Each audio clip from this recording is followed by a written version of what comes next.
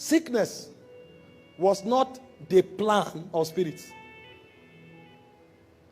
Even though the devil is wicked, what the devil wanted to do to humanity was to bring humanity to reproach, so that man will also suffer the condemnation that he suffers. If it that way, he is dealing with God, because God loves man. So as man will fall and man will be brought to judgment, God will be pained. That's what the devil wants to gain. To get God's heart broken. Deuteronomy 32 verse 9 says, the lost portion is his people. So if he makes the man rebel against God and God has to punish the man, God will be pained. It's just like killing your own son. There's nothing that hurts a father like being the one to have to kill his son in order to receive atonement. So the devil knew the protocol. So he wanted to afflict God with so much pain. That's why he made humanity fall. And that's why on the cross, God turned his back. And Jesus cried, Eloi, Eloi, lama sabachthani. That was what the devil wanted to achieve. A pain that God can never forget. That he has to kill his son. And then the second thing the devil wants to achieve was to dethrone man, because it looked as if man was the one that took his place. Because he was the dominion in charge of the earth realm. After he fell, the earth was willed to man. In fact, the reason the first earth was destroyed was because the first lord of the earth had been judged. So that civilization can no longer exist, because every dominion rules over his territory. And if you don't destroy that territory will still carry his DNA. That's how it works. Because I'm the one preaching over this place. After 2 years, you'll be shocked that many people here will either begin to dress like me, talk like me, or the same spiritual things that happen to me will start happening to them. It's a natural thing, because the person who pretends over a territory imparts his seal over that territory. And so when the devil was destroyed, the earth had to be judged. If you study Jeremiah 24, I think from verse 3 to 4, you will find that the earth was destroyed because of judgment. You see that? So, two things the devil wanted to achieve was to steal from man his authority and dominion, so that that man will be judged. And also to hurt the heart of God so much, because if he wants to redeem man, himself will die. The pain that God will feel, that's what the devil was looking for.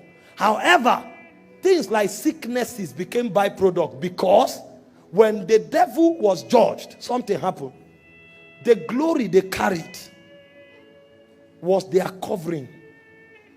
And so these demons were princes at different cadres. The cadre they have are different levels. The glory they carry are different levels, because garment in the spirit is glory.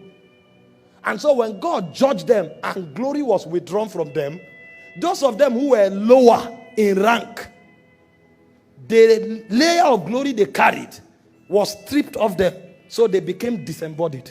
That's why they were called demons. Hope you know, when Adam fell, the Bible said he was naked. Glory was his covering. But the reason Adam was not disembodied was because he was a high cherub. He was a dominion. So the glory he carried was much. So even though glory was withdrawn from him, he still maintained his body. But if Adam was a lower messenger, he would have lost his body. Because when God judged the demons, something happened. Those of them who were principalities, who you call fallen angels, they lost their glory, but they kept their bodies. But those who were messengers, because they didn't have so much glory in the first place, when the glory left them, they became disembodied. So what they do is that they are looking for hosts. So what you call sickness is actually a spirit taking host in a man. So the nature of that spirit imparts that man. And they, based on their glory and their rank, that's also what defines the kind of body they occupy. If you are not of a higher glory, you can't occupy a man. That's why some spirits occupy animals. They don't have enough glory to control man. Man is a superior machine, so they can't rule man.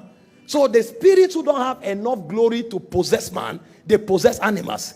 And then those who don't have enough glory before they fell to possess animals, they possess little creatures All the little creatures that are seemingly unseen, like viruses, like germs, that's what they possess, like flies.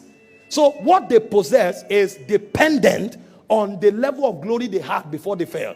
So those who didn't have so much glory, they occupy miniature creatures, like flies, like germs. And because they occupy them, when they make contact with you, their nature is transferred. So the doctor calls it a virus, because that's where his knowledge reached. Those who have understanding in life knows that it is the nature of a demon imparted through the agency of an innocent creature that is in bondage. That's why I said creation is in bondage, a bondage called the bondage of corruption. So if a mosquito, a virus touches you, it cannot but transfer the nature of that demon. And then the demons who are able to possess men, when they enter them, they oppress them at a higher level. You call it schizophrenia. The truth is that they don't know what it means. At least medical science has come to agree now. And so they have what they call idiopathic medicine. They don't know the answer to those things. So they are unknown. But we can go through the scriptures to tell you the unknown. The unknown is demon walking behind the scene, possessing creature to destroy creature. So sickness arises rather because spirits have no bodies. So they are looking for host. And when they look for host, the moment they find host, they live out their character. Part of their character is what you call sickness.